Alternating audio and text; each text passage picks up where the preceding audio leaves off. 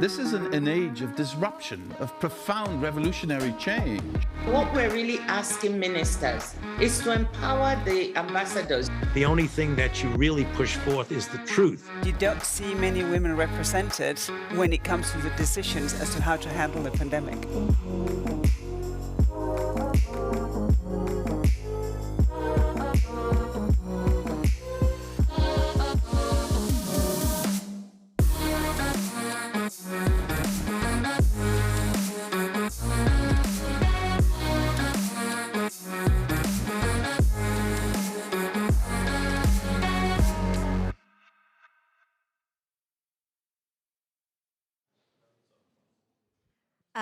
Hello and welcome back. Welcome back from lunch for those of you who are here in person, and those of you online, welcome back as well. We hope you had some lunch too. I'm Izabella Kaminska, the Senior Finance Editor at POLITICO. So I just thought I'd wrap up what we've heard already whilst everyone settles. We had Commissioner Gentiloni giving us a bit of a hint as to when the crisis management package would be brought forward. And we've had the Bank of Greece governor. He told us that whilst inflation remains a problem, he would rather if we were a little bit more cautious about raising rates, because he saw financial stability being a bit of a risk. There was a bit of a brouhaha about inducements, which went a little bit over my head. But and then finally, we heard that in terms of the resilience of European banks, they are very liquid, highly capitalized, but that interest rates may pose a bit of a challenge in the months and days, years to come. So if you're here in the room, a reminder that you can ask questions through the Swap Card platform. You can scan the QR codes, which are on the screens. Otherwise, the instructions for which you can find on our event website. And if you are already on the platform, feel free to chat with fellow attendees and ask questions in the question box. So be mindful, the questions go in the question box. And also, I should stress that putting a question doesn't guarantee it's going to be asked. It also has to be a good question. So we have the right to censor your questions if they're a bit rubbish. And on that front, it's just upping the challenge in terms of putting in some good questions. So on that note, I'm going to pass it on to my colleague Hannah Brenton, who's about to interview the UK Economy Secretary, Andrew Griffith. So thank you very much, Hannah. Thanks, Izzy. So thank you for joining us for this interview with Andrew Griffith, who should be online, the Economic Secretary to the Treasury and City Minister to the UK. Thank you for joining us, Andrew. We'll be talking about the EU-UK relations going forward and also some of the reforms that are taking place in the UK at the moment after Brexit. So thanks very much. If I could first ask you straight away, the Windsor Framework, a key part of the Windsor Framework, made it through the Commons yesterday. Can you explain how you think this might affect the UK's relationship with the EU on financial services? Yeah, hi Hannah, and sorry I can't be with you in person this time. Look, the Windsor Framework is very important in terms of both the Good Friday Peace Agreement and in terms of if you like, normalizing or unlocking key elements that are really important to both sides of the relationship with the EU. I'm keen that as one of the things that it unlocks, we can proceed now with the Memorandum of Understanding. Of course, we are working extremely closely with European colleagues. Our central bank, the Bank of England, has been doing exactly that with the ECB, as well as other international banks over the last few weeks. But it will be good to proceed. The UK government's very committed to entering into that Memorandum of Understanding. It was agreed previously, but not signed.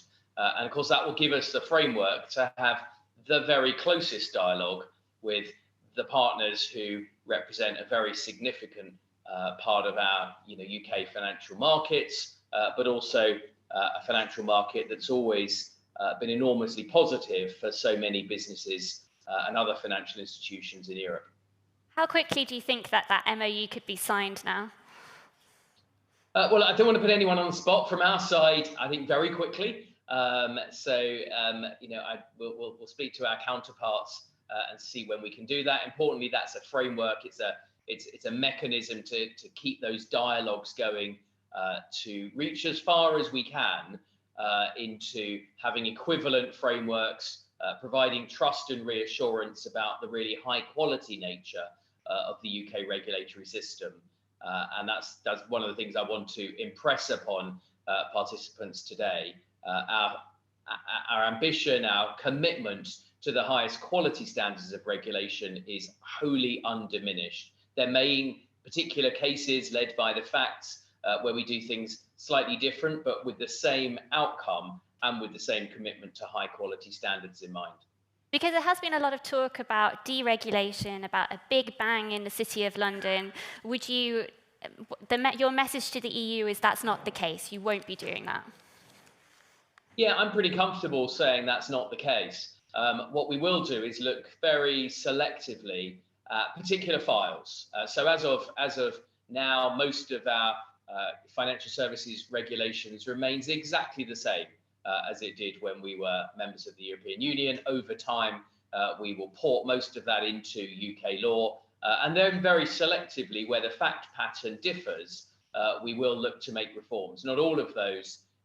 Something called the Edinburgh Reforms, which is a package of mostly financial services reforms. They're designed to do the things that I think a lot of political leaders across the world are trying to do, which is how do you most efficiently mobilize capital against some of the big challenges we face, of which climate would be really much in the forefront. The transition that we're on to a low carbon, clean energy world is probably more capital intensive than the previous transition to a digital world. So I think leaders across the world are looking at how you can make capital markets work as well as possible.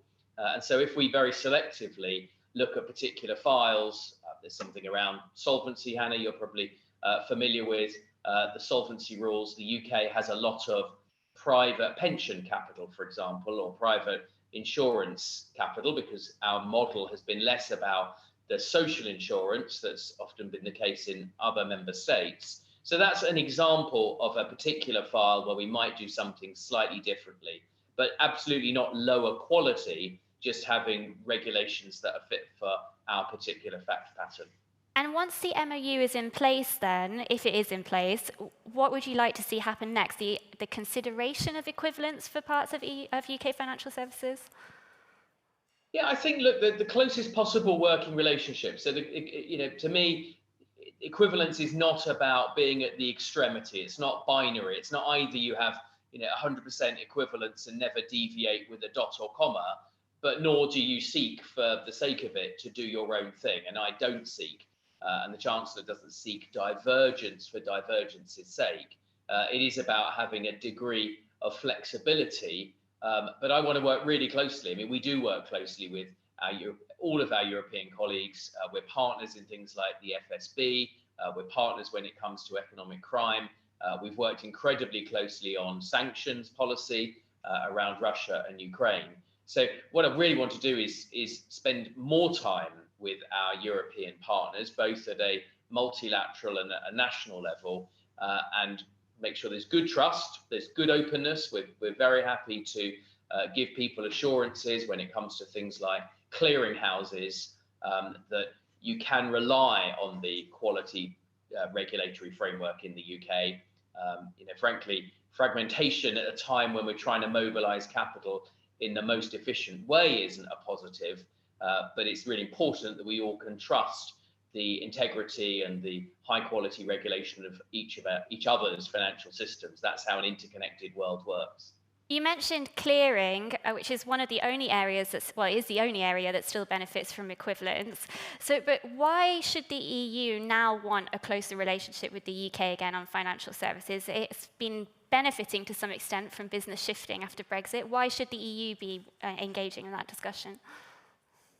Because look, we live in a complex world. We live in a world where there are great challenges. We're all trying to work together to face those, and fragmentation and putting unnecessary friction in the way doesn't achieve any of the objectives of us as leaders, and nor will it deliver the prosperity and the rapid transition to a clean, green economy that citizens seek. So there's two ways of doing that. We can work really closely, collaboratively. We can build trust. Clearing is a function of effectively global liquidity, and people clear through different jurisdictions, just as the UK clears through the US and other EU institutions. So we can either work really well together. We can build trust. Trust comes from openness. It also comes from a track record of conduct. And I understand that my European counterparts want to see in which direction we go, and they want to be confident that they can continue to see the UK as a reliable partner, and they can. But it also comes from looking at how you approach those shared challenges and what's the best answer.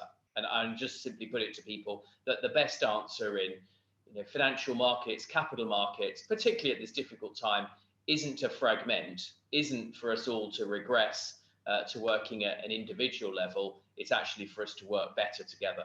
You accept it can't be as close as it was before Brexit, though, because Brexit is essentially the fragmenting event that's stopping that.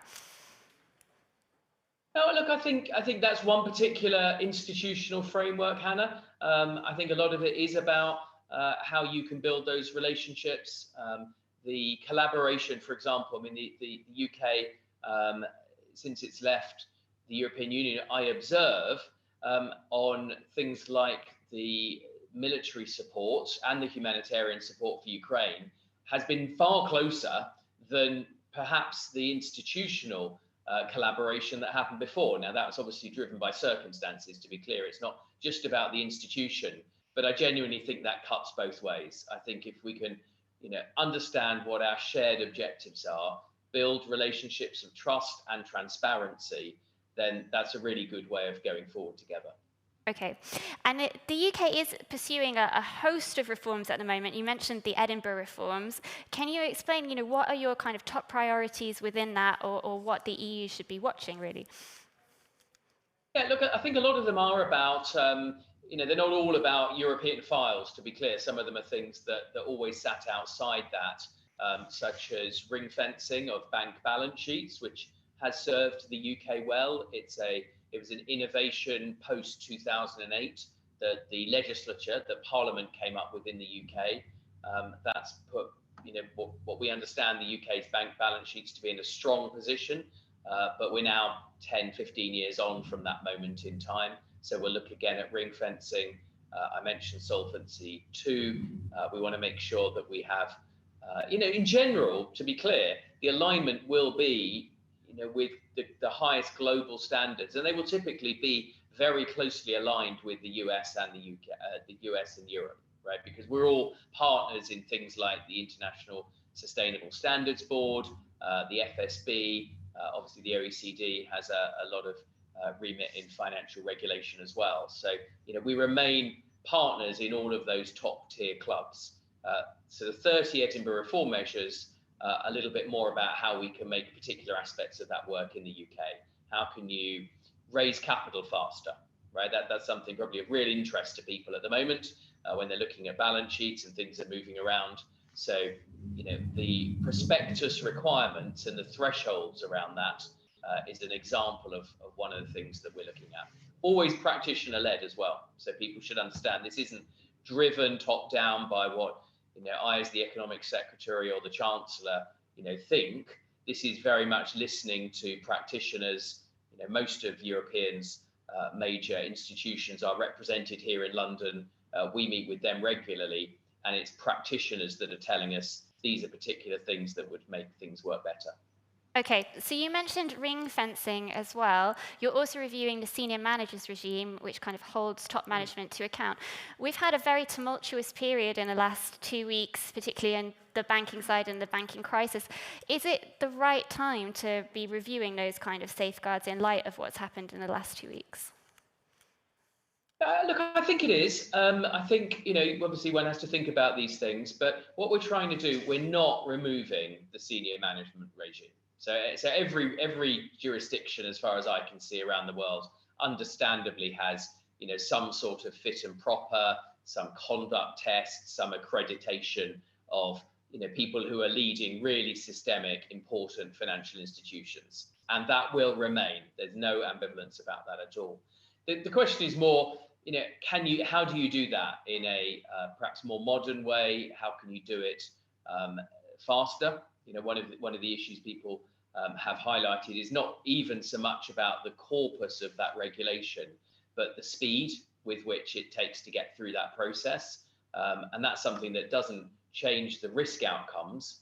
It just simply changes perhaps the competitiveness of the UK versus the US or other markets, and simply allows people to focus more time on doing their business. So it's about getting the right size of rule book. We all understand if you had too few rules, you're putting too much risk in the system.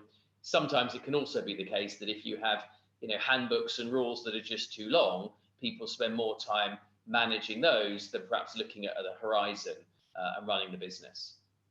Okay, and another point you made earlier was that there's kind of a lot of private pension provision. There's been an issue recently with the amount of liquidity in UK stock markets that potentially led to the decision for ARM to list in the US.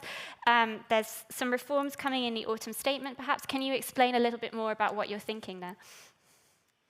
Yeah, look, one of the big things we're trying to do is alongside their duties for prudential regulation, for financial stability, which will always be a really important weighting, to also make sure our regulators look at the need for growth. I think that's probably true across Europe in general. We're all trying to run economies and we want as much growth as we can, and international competitiveness, because the markets today, as many of your participants today have talked about, the markets are much more interconnected and much more international. So when we look at the sort of challenges that we're facing, that I and my colleagues think about, working with the bank and other regulators, a lot of those aren't things anyway that we should take a particular UK approach. We have to be very mindful of what international other collaborators are doing. If we look at, for example, the regulation of crypto assets, we've come forward with a proposal. We've looked very closely at what the European MiCA proposals look like, and obviously also what will happen in the US, because no one jurisdiction, I think, can sensibly take an approach to the regulation of crypto assets. We're all very much interconnected in that space. But specifically on the kind of stock market reforms, how are you kind of thinking about that after ARM left? Oh, sorry, yeah. Quite a few things. Again, looking at secondary capital raising, how you can make that faster. That's quite slow in the particular regime we have in the UK. How you can, we've already opened up a little bit in terms of having dual class listings on the London Stock Exchange. How you can speed up settlement, have a consolidated tape. I would regard all of these things as potentially making these markets a bit more agile, yes, a bit more competitive. We're looking at the UK's implementation of the MiFID research rules, which are actually stricter than the EU equivalent positions.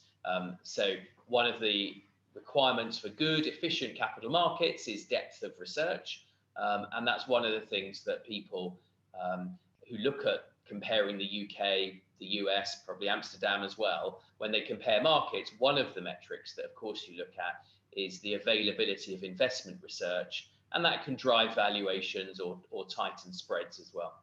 Okay, and one other thing I wanted to ask you before we run out of time is there was supposed to be a green finance strategy in the first quarter, and we're very close to the end of the first quarter. So what can we expect, and has it been put on the back burner? No, you can expect it soon, Hannah, and you're right. We are close to the end of the first quarter, which I think you should simply mean that it's coming soon. And what you should expect is a continued commitment to drive the transition. That's been a priority for the UK since we hosted COP26. A lot of work about companies putting in transition plans. It's one of the big contributions that the UK has made. Having sustainable disclosure requirements across the whole economy, across all parts of the economy, enforcing those. Having a look at our green taxonomy, which remains on our agenda. We will deliver upon that. But there is a balance about getting that right as well. So I have said publicly, I think, better to be right than first on a green taxonomy. You want something that's simultaneously credible, that uses the latest science, that we can find data sets for, and genuinely helps mobilize capital to this really, really exciting opportunity from an investment perspective, but also a really important area from a public policy perspective. So the green finance strategy, kind of watch this space, Hannah. You pushed me well, but you'll just have to wait and see, but not too much longer. So within the next week, then. Not too much longer, Hannah. All right. Well, thank you very much, Minister, for taking the time. I guess we'll also keep an eye out for that MOU and see if it comes forward anytime soon as well. Thank you very much. So we'll move on to the next panel then. I think that was a very brief but comprehensive run-through of what the UK is up to. And if you could stay seated in the room, the next session will begin at 2:35 on green finance. Thank you.